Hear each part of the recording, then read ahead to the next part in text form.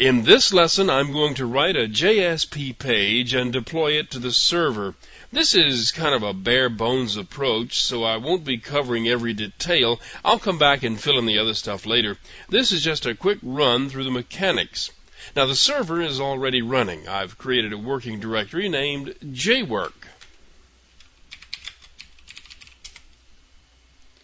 And I have created a directory for just this demonstration.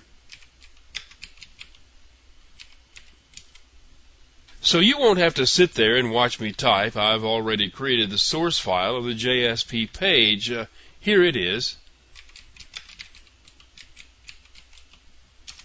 This is a very bare bones example. You can see that the general layout is that of an HTML page, but it does have some Java code stuck in it. Notice that there is the complete code of a loop, a Java loop with HTML code inside the loop. The tags with the percent signs mark the beginning and ending of the Java code, and everything else is good old HTML.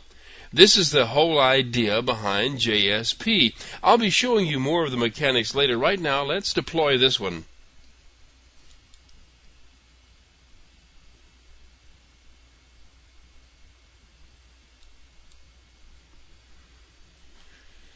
After a bit of initialization, you get a window that looks like this. As you can see, it has found the server and displays the port number of the administration port. Now, what we want to do here is create a web archive file, a WAR file, holding the JSP page. A WAR file can hold lots of different things that can make up what is known as an application. Now, this is not an application in the old sense of the word. It's a collection of files that go together to make up the web page. So the word application has a different meaning in this context. But in this example, we're just going to use it as a container for the one page. We get a window here that labels itself as a wizard. It tells you that it will create the file, but it needs something to put in it. In this example, we have the JSP file that was written earlier. Make sure that you have the button selected that creates a new WAR module. Over here, where it asks for the location of the WAR file, you put the full path name of the file, including the WAR suffix.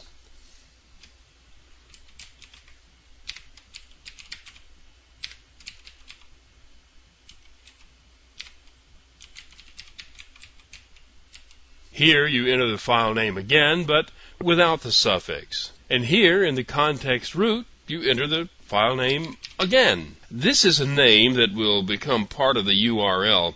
It will look like a directory name in the URL text, but it's not really a directory. It's a name that the server recognizes to address the current JSP application. You can see that one item has already been added to the contents. This is a directory entry that lists everything in the file, but the WAR file is otherwise empty.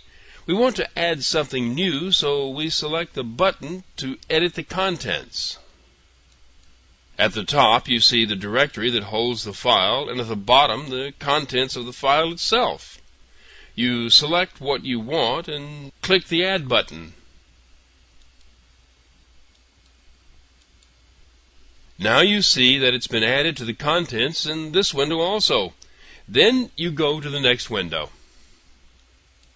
We are creating a JSP page, so we click the button that indicates that. We only have one here, so the selection is easy. You can specify when the page is loaded. You can also add a description, and you can add an icon, but we're keeping things simple, so we're just going to move on with the next button. And the Finish button closes this window. This brings us back to the original window. Nothing's been actually done yet, so you have to save your work. In the next lesson, we're going to verify that this has actually worked.